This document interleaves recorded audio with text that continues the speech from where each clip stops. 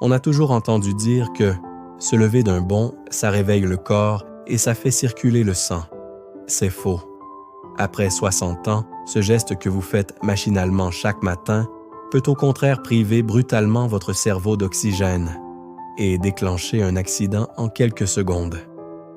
Je suis médecin et s'il y a un moment de la journée que je redoute particulièrement pour mes patients de plus de 60 ans, c'est le réveil. Parce que c'est un moment silencieux, un moment banal, un moment où l'on ne se méfie pas, et pourtant c'est l'un des moments où le risque d'AVC est le plus élevé. Pourquoi? Parce que votre corps, au réveil, n'est pas encore prêt à affronter la gravité. 1. Le grand malentendu. Du matin. On croit que le danger se cache dans l'effort intense, dans le stress, dans une mauvaise nouvelle. On imagine l'AVC comme un événement brutal, spectaculaire. Mais en réalité, le corps humain est le plus vulnérable, au moment où tout semble calme. Pendant la nuit, votre organisme fonctionne au ralenti. Votre tension artérielle diminue naturellement, votre fréquence cardiaque baisse, votre cerveau consomme moins d'énergie. C'est un état de protection. Le problème, c'est que ce système est fragile après 60 ans. 2. Ce qui change après 60 ans. Avec l'âge, les artères deviennent plus rigides. Les mécanismes d'adaptation sont plus lents. La régulation de la tension est moins rapide. La déshydratation nocturne est plus fréquente.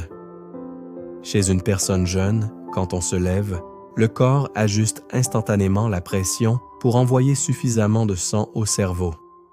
Après 60 ans, cet ajustement peut prendre plusieurs secondes, et ces secondes comptent. 3. Le choc invisible de la gravité. Quand vous êtes allongé, le sang circule horizontalement.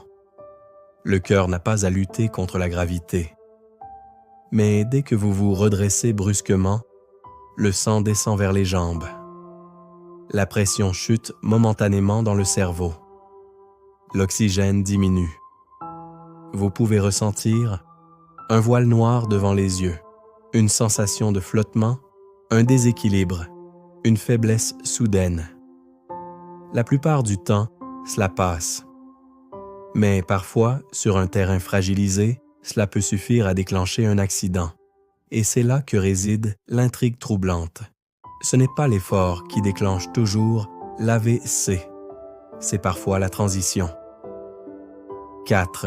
Le pic hormonal du matin. Au lever du jour, votre corps libère des hormones comme le cortisol et l'adrénaline. Elles augmentent naturellement la tension artérielle.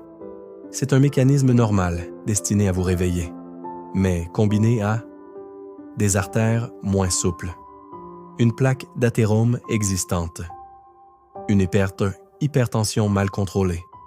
Ce pic peut devenir un facteur déclenchant. C'est pour cela que tant d'AVC surviennent entre 6 heures et 10 heures du matin. Ce n'est pas un hasard, c'est un phénomène biologique. 5. Ce que je veux que vous compreniez. Je ne vous dis pas cela pour vous effrayer. Je vous le dis parce que la connaissance protège. Le réveil n'est pas anodin après 60 ans. Ce n'est plus un simple automatisme. C'est une transition physiologique délicate. Et la vraie force, à cet âge, n'est pas de se lever vite. C'est de se lever intelligemment. Prenez quelques secondes. Écoutez votre corps. Respectez cette phase d'adaptation. Parce qu'en médecine, ce sont souvent les gestes les plus simples qui évitent les drames les plus lourds, ce qu'il ne faut jamais faire. Après 60 ans, il y a un réflexe que je demande à mes patients d'abandonner définitivement. Se lever comme s'ils avaient encore 30 ans. Ne vous levez jamais brusquement. Ne passez jamais de la position allongée à debout en une seule impulsion. Ne vous précipitez jamais vers la salle de bain dès l'ouverture des yeux, même si l'envie est pressante. Pourquoi suis-je aussi catégorique? Parce que pendant la nuit, votre corps change profondément de rythme. Votre tension artérielle baisse naturellement. C'est un mécanisme protecteur. Votre cœur bat plus lentement. Vos vaisseaux se relâchent. Votre cerveau fonctionne en mode économie. Vous êtes dans un état d'équilibre horizontal. Lorsque vous vous redressez trop vite, vous imposez à votre organisme un changement brutal de position. En une fraction de seconde, la gravité attire le sang vers le bas du corps. Le sang descend vers les jambes. La pression chute temporairement dans le cerveau. L'oxygénation diminue. Chez certains, cela provoque simplement un léger étourdissement. Chez d'autres, cela entraîne une véritable hypotension orthostatique. Vision floue, bourdonnement d'oreilles, sensation de tête vide, jambes qui se dérobent. Et dans les cas les plus fragiles, cela peut déclencher une chute sévère ou aggraver une situation vasculaire déjà instable. Le danger est immédiat et, surtout, il est silencieux. Il n'y a pas toujours de douleur, pas d'alarme spectaculaire. Juste quelques secondes où le cerveau est moins bien perfusé. Pourquoi le matin est critique? Le matin n'est pas un moment neutre sur le plan biologique. Entre 6 heures et 10 heures, votre organisme libère naturellement des hormones comme le cortisol et l'adrénaline. Leur rôle est simple, vous réveiller, stimuler le cœur, augmenter la pression artérielle pour préparer l'activité de la journée.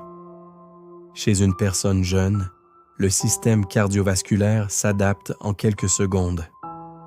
Les artères sont souples, la régulation nerveuse est rapide, la compensation est efficace. Après 60 ans, plusieurs éléments changent. Les artères deviennent moins élastiques. Les barorécepteurs, ces capteurs qui régulent la tension, répondent plus lentement. La déshydratation nocturne rend le sang légèrement plus concentré.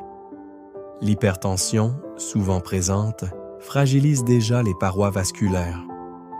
Ajoutez à cela le pic hormonal du matin et vous obtenez un moment de grande instabilité physiologique.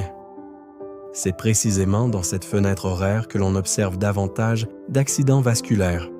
En médecine, nous savons qu'une variation brutale, même de courte durée, peut suffire à déséquilibrer un terrain fragile. Parfois, quelques secondes d'instabilité sont suffisantes pour que tout bascule. Et c'est pour cela que le réveil mérite respect, lenteur et conscience, ce que je vois trop souvent. Dans mon cabinet, j'entends souvent la même phrase, toujours la même. « Docteur, je me suis simplement levé comme d'habitude. » Il n'y avait pas d'effort intense, pas de dispute, pas de choc émotionnel, juste un réveil ordinaire, un geste automatique. Et pourtant, en quelques secondes, tout a changé. Un bras qui ne répond plus, une jambe qui traîne, une bouche qui se déforme. Des mots qui se mélangent, deviennent flous, incompréhensibles. Parfois, c'est une chute lourde, une chute dont on ne se relève pas seul. Ce qui me frappe le plus, ce n'est pas la violence de l'accident, c'est sa banalité. Un AVC ne commence pas toujours par une douleur spectaculaire. Il ne prévient pas avec une alarme claire. Il peut débuter par un simple vertige ignoré, par une sensation étrange que l'on balaie d'un « ce n'est rien », par une faiblesse passagère que l'on met sur le compte de la fatigue. Et pendant que l'on hésite, le cerveau, lui, souffre en silence. Chaque minute compte. Chaque minute, sans oxygène, laisse des traces. C'est pour cela que je vous parle avec autant d'insistance. Pas pour vous faire peur, mais parce que je connais le prix de ces secondes négligées. La bonne nouvelle, c'est qu'il existe un geste simple, un rituel d'1 minute. 1 minute qui peut faire toute la différence. Quand vous ouvrez les yeux, ne vous redressez pas tout de suite. Restez allongé 30 secondes. Laissez votre corps comprendre que la nuit est terminée. Laissez votre tension commencer à remonter doucement. Ensuite, bougez vos chevilles. Faites des petits cercles. Serrez et desserrez les mains. Ces mouvements réveillent la circulation. Ils préviennent la stagnation du sang dans les membres inférieurs. Puis, asseyez-vous lentement sur le bord du lit. Attendez encore 30 secondes, Respirez profondément. Sentez vos pieds toucher le sol. Vérifiez que votre tête est claire et seulement après, levez-vous. 1 minute. 1 minute pour protéger votre cerveau. 1 minute pour éviter une chute. 1 minute pour préserver votre autonomie. Ce n'est pas de la lenteur, c'est de l'intelligence. Si vous avez plus de 60 ans, prenez cet engagement avec vous-même. Et si vous aimez quelqu'un de plus de 60 ans, partagez cette vidéo avec lui. Parce qu'un simple conseil peut éviter des années de dépendance. Écrivez en commentaire « Je prends 1 minute pour ma santé ». Ce n'est pas qu'une phrase, c'est une décision. Abonnez-vous à la chaîne Santé après 60 ans pour continuer à apprendre à protéger ce que vous avez de plus précieux. Votre cerveau, votre cœur, votre autonomie. Chaque corps est unique. Si vous avez déjà eu des malaises au lever, des vertiges répétés, une tension mal équilibrée, un antécédent d'AVC ou de problèmes cardiaques, ne restez pas seul avec ces symptômes. Parlez-en à votre médecin. Au prochain rendez-vous, évoquez précisément vos sensations au réveil. Demandez si vos traitements sont adaptés. Demandez si votre tension du matin doit être surveillée. Un simple échange peut prévenir un drame. Après 60 ans, la vraie force n'est plus dans la rapidité. Elle est dans la conscience. Elle est dans la prudence. Se lever vite n'est pas un signe de vitalité. Se lever intelligemment est un signe de sagesse. Demain matin, quand vous ouvrirez les yeux, souvenez-vous de ces mots. Ne vous levez pas comme si votre corps avait encore 30 ans. Respectez-le. Écoutez-le. Protégez-le. Prenez 1 minute. Votre cerveau mérite cette minute. Et ceux qui vous aiment aussi.